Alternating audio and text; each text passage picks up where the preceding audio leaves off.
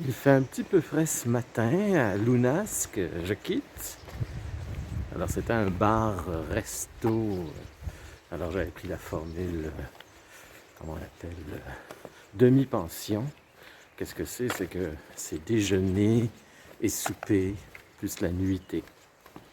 En fait, vous dormez, vous soupez, vous dormez et vous déjeunez. Donc il appelle ça la demi-pension. Alors c'était correct. Et il fait froid ce matin un petit peu, mais quand le soleil se pointe, c'est beaucoup plus facile. Alors, je m'en vais aujourd'hui, je m'en vais faire un 20 km à Saint-Gervais-de-Mar, si je ne me trompe pas. Le nom, je pense, c'est ça, Saint-Gervais-de-Mar. C'est une petite correction, c'est Saint-Gervais-sur-Mar. Ça doit être la rivière, évidemment.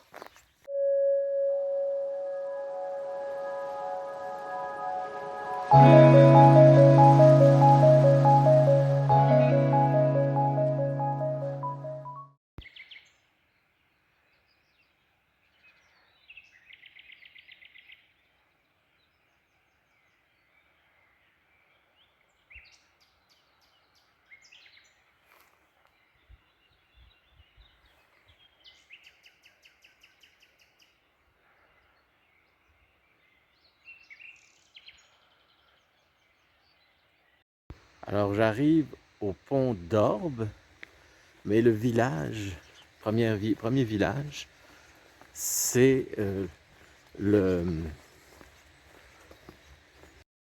le Bousquet d'Orbe. Mais ça a l'air que le pont est très important, hein, pour qu'il l'indique aussitôt. Alors, la rivière Orbe, et quand je parle du pont d'Orbe, c'est vraiment un village. C'est pas juste un pont, c'est le village. Et là, on arrive au Bousquet d'Orbe.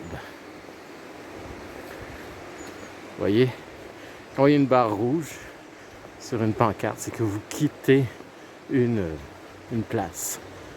Alors pour le Bousquet d'Orbe, ils ont fait leur église en haut du village. Alors c'est des gens en forme avec un bon cardio. Alors au Bousquet d'Orbe, ils se compliquent pas la vie, ils mettent leur décoration à l'année, décoration de Noël à l'année, parce qu'il fait beau et chaud à l'année. Alors pourquoi se compliquer la vie? Vous voyez, je n'invente rien. Alors ici, ça c'est une machine à verrier pour faire des bouteilles. Alors ça, c'est la machine de Boucher. Boucher, le nom du personnage qui a inventé cette mécanique de moulage, qu'il dépose le brevet en 1898. Et il mécanise donc, à l'aide de 3 personnes, le soufflage-moulage pour faire des bouteilles. Alors c'est le début de la création des bouteilles de façon industrielle. Avant, c'était fait à l'avant comme je te pousse. Maintenant, il y a un moule. Alors, pour ceux qui se demandent où je me trouve, dans quelle région de France, parce que je suis parti de Arles, je marche, et je traverse différentes régions. Et si je ne me trompe pas, ben, je suis en Aveyron, dans l'Aveyron. Voilà arrivé à Saint-Xiste. Alors voici le prieuré de Saint-Cyr et Saint-Julite à Saint-Xiste, c'est ça. Alors des noms, on dirait en québécois, couché d'or. Oui, c'est Saint, on est toujours à Saint-Xiste, X-I-S-T, Xiste.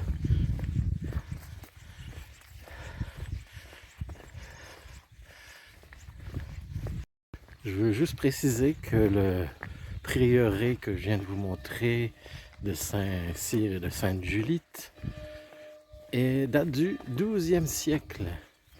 Et je vous présente mes amis Anatole et Sémaphore, les deux ânes, meilleurs amis des pèlerins. Hein?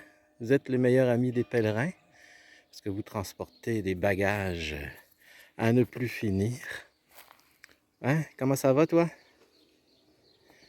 Ouh, il y a des moustiques, des mouches. Voici le village de Frangouille avec ses superbes piscines et ses belles villas. Regardez, ces belles villas. Et ça, c'est le vieux Frangouille que vous voyez là-bas. Alors, bienvenue à Frangouille. Et vous avez la Mariée-Dessous. Et juste à côté de la Mariée-Dessous, célèbre bière belge, la Quéquette. Alors, ce n'est pas un mythe, la bière Quéquette existe vraiment. Il n'y a plus de bière blonde Fada. Fada, ça veut dire paresseux, mais il y a de la rince cochon.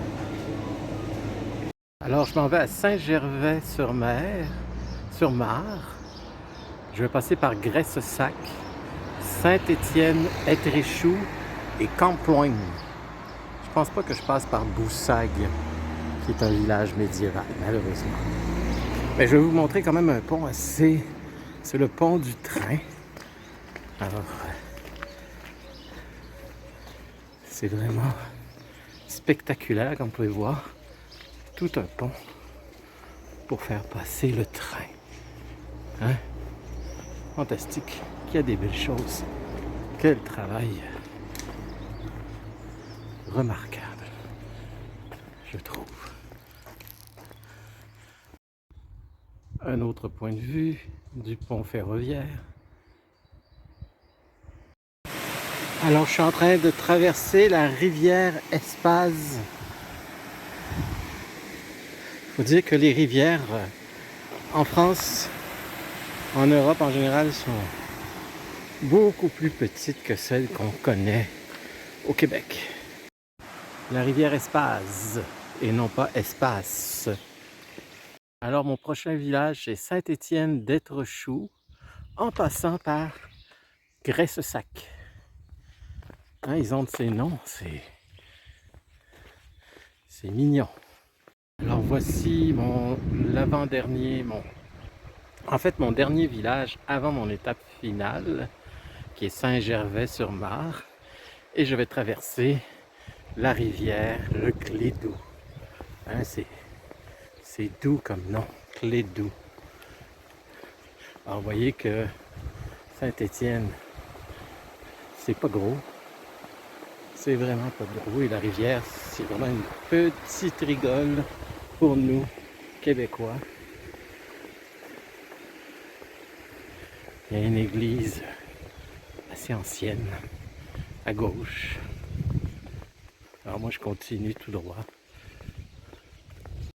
Alors, il fait tellement chaud ici qu'il y a des palmiers. Alors, vous savez que vous êtes en France quand vous voyez une allée de platanes comme ça. Et les platanes sont faciles à reconnaître. Regardez l'écorce qui est très, on pourrait dire, très particulière. La manière que l'écorce s'écaille, comment dire. Donc, ça a été créé, je pense, dans le temps de Napoléon pour faire de l'ombre. Pour aider les gens qui, à l'époque, étaient en charrette, pour qu'ils aient de l'ombre. Et à travers cette allée de platanes, vous pouvez voir mon village, en fait le village final, Saint-Gervais-sur-Mer, qui est juste au loin là-bas. Voilà, c'est là que je vais dormir ce soir, au gîte Le Chalet.